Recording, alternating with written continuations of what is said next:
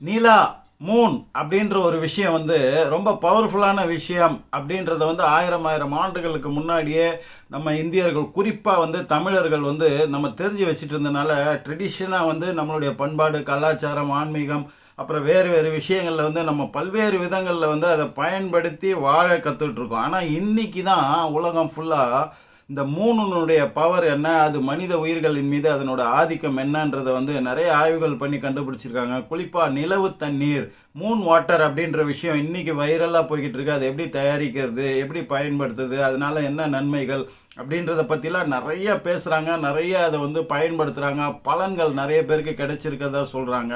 இன்னைக்கு தான் அதை வந்து நம்ம வைரலாக்கி உலகம் ஃபுல்லாக பார்க்குதே தவிர நம்ம அந்த காலத்துலேருந்தே நிலாவை பற்றி இவ்வளோ விஷயம் தெரியாத காலத்திலே நம்ம தெரிஞ்சு வச்சுருந்துருக்கோம். சரி, இதை பற்றிலாம் ஒரு டீட்டெயில்டான ஒரு அனாலிசிஸ் தான் இந்த வீடியோ. இப்போ ஃபஸ்ட்டு வந்து மூன் அப்படின்றது, நிலா அப்படின்றது வந்து இந்த பிரபஞ்சத்தில் ஏன் படைக்கப்பட்டது அப்படின்னு பார்த்தீங்கன்னா, அந்த பிரபஞ்சத்தினுடைய ஸ்டெபிலிட்டிக்கும் ஒரு விஷயத்தை ஒரு இடத்துலேருந்து வரதை இன்னொரு இடத்துக்கு வேறு விதமாக வந்து கடத்துவதற்கும் ஒரு டிரான்ஸ்ஃபார்மர் மாதிரி வச்சிங்களேன், இந்த மாதிரி பல்வேறு விஷயங்களை வந்து மூன் வந்து நிலா வந்து செய்யுது. நிலா இல்லைன்னா பூமியுடைய அந்த ஸ்திரத்தன்மைக்கு ஒரு ஆபத்து இருக்கும். அது ரொம்ப வந்து கஷ்டப்படும். அது வந்து பூமி எக்ஸிஸ்ட் ஆகுமா, பூமி வந்து உயிர்ப்போட சுத்தமா இருக்குமான்றதே வந்து ஆச்சரியமான விஷயம்தான். ஏன்னு கேட்டிங்கன்னா, இப்போ பூமி இயங்குவதற்கான ஆற்றல் வந்து எங்கேருந்து முக்கால்வாசி கிடைக்குதுன்னா சூரியன் கிட்டேருந்து. ஆனால் அது ஒரு 50-60% தாங்க. சூரியன்கிட்டேருந்து கிடைக்கிற ஆற்றலை பல்வேறு விதமான ஆற்றல்களாக பூமி வந்து பயன்படுத்திக்குது. ஆனால் அது பகலில் இரவில் வரும்போது அதுக்கு என்னென்னா, அதாவது ஒரு விஷயம் ஸ்பேஸில் பூமி மாதிரி ஒரு விஷயம் இயங்கணும்னா அதுக்கு பயங்கரமான ஆற்றல் வந்து கிடைச்சிக்கிட்டே இருக்கணும் ஒரு செகண்டும். அதுக்கு இப்போ கொஞ்ச நேரம் கிடைக்கும், கொஞ்ச நேரம் கிடைக்காது அப்படிலாம் இருந்தோன்னா அதெல்லாம் இப்போ வந்து ஸ்டெபிலைஸ்டாக வந்து இயங்கவே முடியாது. ஸ்திரத்தன்மையோடு அது வந்து இயங்கவே முடியாது. அப்போது பகலில் கிடைக்கிற சூரிய வெளிச்சம் இரவில் என்ன நடக்குது, ஒரு பக்கம் பகல்னா ஒரு பக்கம் இரவு இருக்கும் இல்லையா பூமியில். அப்போ அந்த நேரத்தில் தான் நிலாவுடைய பங்கு. அப்போ அந்த சூரிய வெளிச்சத்தை உறிஞ்சி எடுத்து டிரான்ஸ்ஃபார்மர் மாதிரி அது வேறு விதமான எனர்ஜியை ஆக்கி அது பூமிக்கு கொடுக்குது. அப்போ சூரியனால் தர முடியாத ஒரு விஷயங்களை வந்து நிலா அதை கன்வெர்ட் பண்ணி இங்கே கொடுக்குது. நல்லா தெரிஞ்சுங்க. இது நம்மளுடைய உடம்புல எப்படிங்க எஃபெக்ட் ஆகுது அப்படின்னு பார்த்தீங்கன்னா, நம்ம உடம்புக்குள்ளேயும் அந்த சர்க்கேடியன் கிளாக் அப்படின்னு ஒன்று ஓடுது. அந்த சர்க்கேடியன் கிளாக்ல பகல் ஃபுல்லாக நீங்கள் ஆற்றலோட வேலை செய்யணும், இரவில் ரெஸ்ட் எடுக்கணும், தன்னைத்தானே உடல் புதுப்பிச்சுக்கணும். அதுக்கு தான் இந்த இரவு பகல் மாறி மாறி வருது. அப்போ பகலில் கிடைக்கக்கூடிய எனர்ஜி வேறு விதமாக இருக்கணும், இரவில் கிடைக்கக்கூடிய எனர்ஜி வந்து உங்களுக்கு வேறு விதமாக இருக்கணும் இல்லையா. உடலை சுத்தப்படுத்தக்கூடிய, ரிப்பேர் பண்ணக்கூடிய ஹார்மோன்ஸுகளை தூண்டிவிடக்கூடிய விஷயமான ஆற்றல் தான் வந்து இந்த உடம்புக்கு கிடைக்கணும். அந்த வேலையை தான் வந்து இந்த நிலா வந்து செய்யுது. நிலாவோட ஆற்றல் வந்து பூமியில் இருக்குது அப்படின்றதுக்கு நம்ம கண்கூட நம்ம எல்லாருக்கும் தெரிஞ்ச விஷயம். பௌர்ணமி காலத்தில் அந்த கடலுடைய அலைகள் உயர எழும்பி அந்த அலையின் சீற்றம் அதிகரிச்சு இருக்கிறது வந்து ஒரு உதாரணமாக நம்ம பார்க்கலாம். அது ஈர்ப்பு விசை சம்பந்தப்பட்டது. ஆனால் பல்வேறு விதத்தில் வந்து அது வந்து நம்மளை பாதிக்குது. இப்போ இந்த கடல்களின் மீது ஆதிக்கம், நீர்களின் மீது, தண்ணீர் மீது அதனுடைய ஆதிக்கம் அப்படின்றது கண்கூட தெரியுது இல்லையா. அப்போ நம்ம உடம்புலையும் 60% தண்ணீரால் ஆனது, அதில் மெஜாரிட்டி வந்து ரத்தத்தால் ஆனதுன்னா அப்போ அதனுடைய பாதிப்பும் இங்கே இருக்கும் இல்லையா. இப்போ லூனார் சைக்கிள் அப்படின்னு சொல்லக்கூடியது, ஒரு நிலவு வந்து வளர்ந்து முழு நிலவாகி பின் தேய்ந்து அந்த அமாவாசை பௌர்ணமி அப்படின்னு ஒரு சைக்கிள் சொல்கிறோம் இல்லையா, அதுக்கு 28 நாட்கள் அப்படின்னு கால்குலேட் பண்ணுறாங்க. இந்த லூனார் சைக்கிளும் நம்மளுடைய உடம்புல உள்ள சர்க்கேடியன் கிளாக்கை அடிப்படையாக வச்ச ஒரு சுழற்சி, இந்த உடம்பினுடைய சுழற்சி இதுவும் வந்து ஒத்து போகுது. அதுவும் 28 நாளில் வந்து அந்த ஒரு சைக்கிள் வந்து உடம்புக்குள்ளேயும் இருக்கும். உடம்பு ஒரே மாதிரி வேலை செய்யறது இல்லை, வளர்ந்து தேய்ந்து இது பண்ணுற நிலா மாதிரி இதுவும் பல்வேறு விதத்தில் வளர்ந்து தேய்ந்து ஒரு சைக்கிளை வந்து உருவாக்குது இந்த உடலுடைய மெட்டபாலிசம். இதை எப்படி நம்ம நம்புறது அப்படின்னு பார்த்தீங்கன்னா, பொதுவாக வந்து நிலாவை வந்து பெண்களுக்கு ஒப்புமைப்படுத்தி பேசுவாங்க. அந்த காலத்துலேருந்தே கவிஞர்கள் அதை தான் பேசிட்டு இருக்காங்க, நிலா மகள், நிலவு மகள் அப்படின்னு சொல்லிட்டு. அப்போ பெண்களின் மீது அதனோட ஆதிக்கம் கண்கூட தெரியும். என்னன்னு பார்த்தீங்கன்னா, அவங்களுடைய மென்ஸ்ட்ருவல் சைக்கிள் அப்படின்றாங்களே, அந்த மாதவிடாய் சுழற்சி அதுன்றது வந்து 28 நாட்கள் தான். அந்த 28 நாட்கள்ல ஒரு நிலா எப்படி ஒன்றுமில்லாத இதுலேருந்து அப்படியே வளர்ந்து முழு நிலவா மாறி அப்புறம் தேய்ந்து அப்புறம் இதாகுது இல்லையா, அதே மாதிரி தான் ஒரு கருமுட்டை உருவாகி அது கருத்தரிக்கிறதுக்கான முழு தகுதி பெற்று கருமுட்டையாகி கருப்பைக்கு வந்து தங்கக்கூடிய அந்த காலம். அப்புறம் அது கருத்தரிக்கலைன்னா குறிப்பிட்ட பீரியட்ல அது வந்து உருக்குலைந்து அது சிதைந்து அது உடலை விட்டு வெளியேறக்கூடிய காலம். இது 28 இது. அப்போ முழு நிலவாகிறதும் இங்க முழு கருமுட்டையாகிறதும் அப்புறம் கலைஞ்சு போறதும் இதே தான். இது வந்து நிலாவுக்கும் பெண்களுக்கும் மட்டுமான விஷயம், தொடர்பு மட்டும் கிடையாதுங்க. மனித உயிர்கள் அத்தனைக்குமான அந்த சைக்கிள் பல்வேறு விதங்கள்ல அந்த 28 நாள் சைக்கிள்.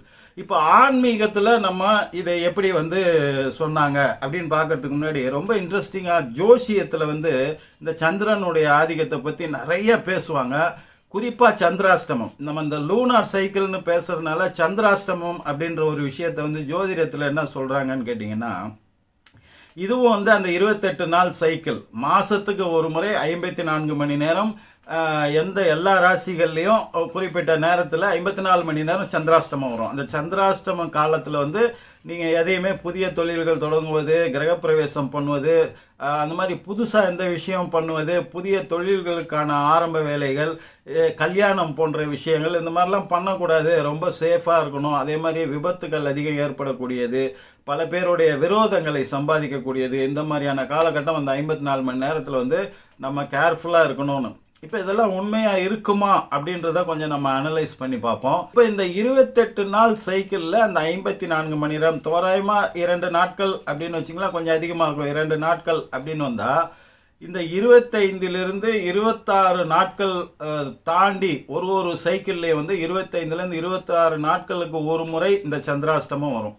இப்போ சந்திராஷ்டமம்ன்றது 2 to 2.5 நாளுன்னு வருது இல்லையா, அது ஒட்டுமொத்தமாக சேரும்போது அந்த 28 நாள் சைக்கிள், அதுதான் அந்த லூனார் சைக்கிளோட அவங்க வந்து கம்பேர் பண்ணுறாங்க.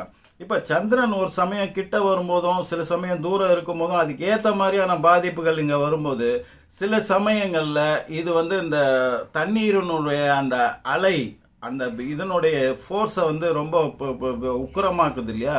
அந்த மாதிரி நம்ம பிளட்லேயும் மற்ற ஹார்மோன்ஸ்லேயும் உள்ள அந்த உணர்வுகளை தூண்டி விடக்கூடிய தன்மை இருக்கிறதுனால நிறைய சீக்கிரம் வாக்குவாதங்கள், கோபதாபங்கள், சண்டைகள், ஒரு ஆத்திரத்தில் ஒரு உணர்ச்சி வேகத்தில் எடுக்கக்கூடிய முடிவுகள் அப்படின்ற மாதிரியான விஷயங்களா இருக்கும். அது இயல்புல ஏற்கப்படக்கூடிய விஷயமா இருக்காது. அது நமக்கு நன்மை தராதுன்றனால தான் அந்த காலகட்டத்தை அவங்க வேணான்னு சொல்லி அப்படி ஒரு சைக்கிளை உருவாக்கி அவங்க வச்சிருக்காங்க.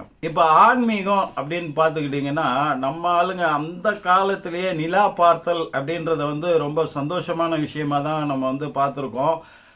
மொட்டை மாடியில் இப்போ கூட படுத்துக்கிட்டு நிலாவை பார்த்துட்டு ஒரு மெலோடி சாங்கை கேட்டால் மனசு அமைதியாகிறதும் ஸ்ட்ரெஸ் எல்லாம் கம்மியாகிறதும் நம்ம ஃபீல் பண்ணுவோம் இல்லையா.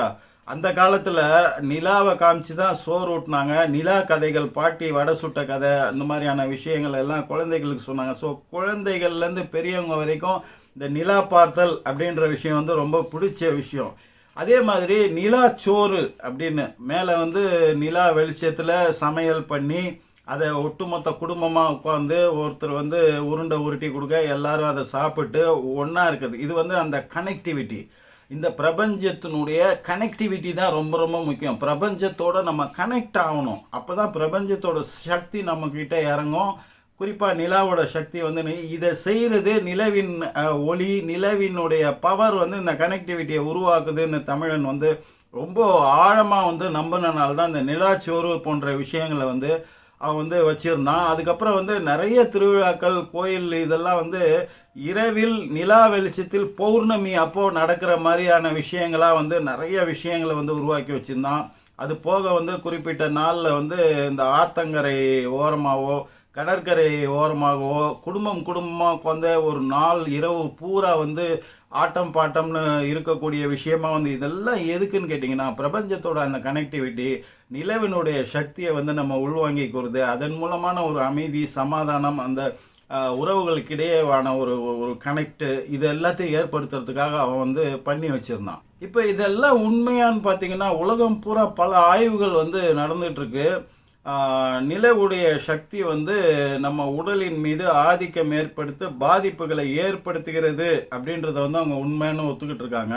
சில குறிப்பிட்ட நாளில் வந்து நிலவுடைய சக்தியால் பிளட் ப்ரெஷர் வந்து கம்மியாகுது, சுகர் லெவல் வந்து கண்ட்ரோல் ஆகுதுன்ற அளவுக்கு கூட ஆய்வுகளை வந்து அவங்க பண்ணிக்கிட்டே இருக்காங்க. இன்னும் கன்ஃபார்மாக எதுவும் தெரியலனாலும் நிறைய டெஸ்ட் ரிசல்ட்ஸ் வந்து அவங்களை ஆச்சரியப்படுத்தக்கூடிய அளவில் வந்து இருக்கு.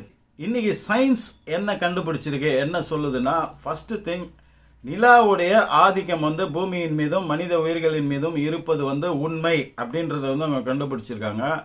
சில பேர்கிட்ட நடத்தின ஆய்வில் சில விஷயங்கள் பாசிட்டிவாகவும் சில விஷயங்கள் நெகட்டிவாகவும் நடக்கிறத வந்து அவங்க கண்டுபிடிச்சிருக்காங்க. சில குறிப்பிட்ட நேரங்களில் குறிப்பிட்ட மனிதர்கள் மீது இது பண்ணும்போது அவங்களுடைய பிளட் ப்ரெஷர் குறைவதும் அவங்களுடைய பிளட் சுகர் லெவல் வந்து குறைவதும் ஆன விஷயங்களை வந்து கண்டுபிடிச்சிருக்காங்க. ஆனால் ஒட்டு மொத்தமாக இது வரைக்கும் கண்டுபிடிச்சதுல பெரிய விஷயம் என்னன்னு கேட்டிங்கன்னா, அந்த ஆர்இஎம் ரேபிட் ஐ மூவ்மெண்ட் அப்படின்னு சொல்லக்கூடிய அந்த தூக்கத்தின் ஒரு நிலை, அதை வந்து இது டிஸ்டர்ப் பண்ணுது அப்படின்றத வந்து இப்போ முழு பௌர்ணமி வெளிச்சத்தில் வந்து நீங்கள் ஒரு 30 நிமிஷம் போய் நின்றுட்டு வந்தீங்கன்னா உங்களுக்கு வந்து அந்த ஆழ்ந்த தூக்கம் அப்படின்றது வந்து இருக்காது. அப்போ ஒரு வேலை இரவு கண்முழிச்சு செய்யணும், இரவு வந்து ஒரு இதுக்காக ப்ரிப்பேர் பண்ணணும் அப்படின்ற நிலையில் இருக்கும்போது நீங்கள் ஒரு 30 நிமிடம் நிலா வெளிச்சத்தில் வந்து நீங்கள் போய் இருந்துட்டு வந்தீங்கன்னா உங்களுக்கு நல்ல தெளிவாக பிரைட்டாக இது வந்து தூண்டல் அப்படின்ற ஒரு விஷயத்தை வந்து பண்ணுறதுனால நீங்கள் வந்து அந்த இரவு பொழுதில் வேலை செய்யும்போது கூட ஒரு ஆக்டிவாக வந்து இருப்பீங்க. அதனால தான் இந்த மலட்டுத்தன்மை, குழந்தை பேரின்மை அப்படின்ற விஷயத்துக்கு வந்து நிலா வெளிச்சத்தில் இந்த பௌர்ணமி மாதிரியோ இல்லை நிலா பிரைட்டாக இருக்கும் போதோ மேலே வந்து நம்ம அது உடல் முழுக்கப்படுற மாதிரியே ஒரு 30 மினிட்ஸ் இருந்துட்டு வந்தோம்னா அது வந்து நம்மளுடைய உடலில் உள்ள மலட்டு, அது ஆண் பெண் 2 பேருக்குமே வந்து பொருந்தும். அந்த மாதிரி இருந்தோன்னா ப்ரெக்னென்சி ட்ரை பண்ணுறவங்க வந்து அதை பண்ணலாம் அப்படின்ட்டு. அப்புறம் பெண்களுடைய அந்த மென்ஸ்ட்ரல் சைக்கிளோட நிறைய தொடர்பு படுத்திருக்கிறதுனால இந்த மூன் வாட்டர் வந்து ஏன் பாப்புலர் ஆயிடுச்சுன்னா, பெண்களுடைய அந்த மென்ஸ்ட்ரல் ப்ராப்ளம்ஸ், மாதவிடாய் பிரச்சனைகள், வெள்ளைப்படுதல், அப்புறம் அந்த பிசிஓடி, பிஎம்எஸ் அப்படின்னு சொல்லக்கூடிய விஷயம், அந்த மாதிரியான பெண்கள் சம்பந்தப்பட்ட அந்த பிரச்சனைகள் அத்தனைக்குமான தீர்வை வந்து இந்த நிலா அப்படின்ற விஷயம் கொடுக்குது. அப்போ அதை சிம்பிளாக எப்படி அவங்க பயன்படுத்துகிறாங்கன்னா, நிலாவோட வெளிச்சத்தில் அந்த 15-30 நிமிஷம் இருக்கிறது இல்லாமல் ஒரு கண்ணாடி டம்ளர் இல்லை கண்ணாடி ஜார் இல்லை கண்ணாடி பெரிய கண்டெய்னர், மீன் தொட்டி மாதிரி பெரிய சைஸில் கூட உங்களுக்கு எப்படி எவ்வளவு தேவையோ அவளுக்கு ஏற்ற மாதிரி வந்து அதில் நல்ல சுத்தமான தண்ணீர் பிடிச்சி அதை மொட்டை மாடியிலையோ உங்கள் வீட்டு பால்கனிலையோ நிலவு வெளிச்சம் முழுக்க அது மேலே படுற மாதிரி ஒரு இடத்துல வந்து அதை வச்சு அது மேலே வந்து சுத்தமான காட்டன் துணிலையோ இல்லை ஒரு மூடி போட்டோ வந்து அதை மூடி ஒரு இரவு முழுக்க அது ஃபுல்லாக வந்து சந்திர வெளிச்சத்தில் வந்து அது காயிற மாதிரி வச்சுருந்துட்டு மறுநாள் காலையில் எழுந்திரிச்சு அதை பல்வேறு விஷயங்களுக்கு வந்து பயன்படுத்துகிறாங்க. இப்போ உலகம் ஃபுல்லாக அதை எப்படி பயன்படுத்துகிறாங்க, எப்படி பாப்புலர் ஆகிருக்குன்னு பார்த்தீங்கன்னா, ஃபஸ்ட்டு வந்து அந்த தண்ணியை வந்து வீடு பூரா தெளிச்சிங்கன்னா வீட்டில் உள்ள நெகட்டிவ் எனர்ஜி போயிடும் அப்படின்னு வந்து அவங்க நம்புகிறாங்க. அடுத்தது வந்து அதை முகம் கழுவுறது, கை கால் கழுவுறது அப்படின்னும் போது சரும நோய்கள் வந்து குணமாகுது. இன்னொன்று வந்து ஆன்மீக விஷயத்தில் நம்ம உடம்புக்குள்ளே இருக்கிற நெகட்டிவ் எனர்ஜியும் நம்மளை விட்டு வந்து போயிடும் அப்படின்னு வந்து நம்புகிறாங்க. அப்புறம் வந்து அதை வச்சுட்டு குளிப்பது அப்படின்ற ஒரு விஷயம், அதுக்கப்புறம் அதை வந்து குடிக்கிறாங்க. இதுதான் அந்த மூன் வாட்டர்ன்றது. மெயின் வந்து அதை குடிப்பது, தினமும் அந்த மூன் வாட்டரை வந்து குடிக்கும்போது பெண்களுக்கு குறிப்பாக வந்து நம்ம சொன்ன அந்த பிரச்சனைகள் அத்தனையிலேருந்தும் அது ஒரு மிகப்பெரிய மருந்தாக வந்து இருக்க மாதிரி இது நிறைய பேருக்கு நிறைய ரிசல்ட் கொடுத்துருக்கிறதாகவும் வந்து சொல்கிறாங்க. குறிப்பாக வந்து நம்மளை காம் பண்ணி நம்மளுடைய கார்டிசால் அப்படின்ற அந்த ஸ்ட்ரெஸ் ஹார்மோனுடைய சுரத்தல் அளவை வந்து கட்டுப்படுத்தி நம்மளை தெளிவாக சிந்திக்க வைக்கிறதுனால நம்ம வந்து முழு ஆரோக்கியத்தோட ஒரு ப்ரெஷர், அழுத்தம், மனக்கவலை இல்லாமல் இருந்தாலே நம்ம ஆரோக்கியமாக இருப்போம் இல்லையா, அதை பண்ணுவது இந்த மூன் வாட்டர் அப்படின்னு சொல்கிறாங்க. இன்னும் ஏகப்பட்ட விஷயங்கள் அது வந்து மறைமுகமாக பண்ணுது அப்படின்னு சொல்கிறாங்க. சரி, இப்போ இந்த மூன் வாட்டரை வந்து நீங்கள் பயன்படுத்தி பாருங்கள். எத்தனை பேர் ஆல்ரெடி பயன்படுத்திட்டு இருக்கீங்க எல்லாத்தையும் வந்து கமெண்ட் பாக்ஸில் போடுங்க.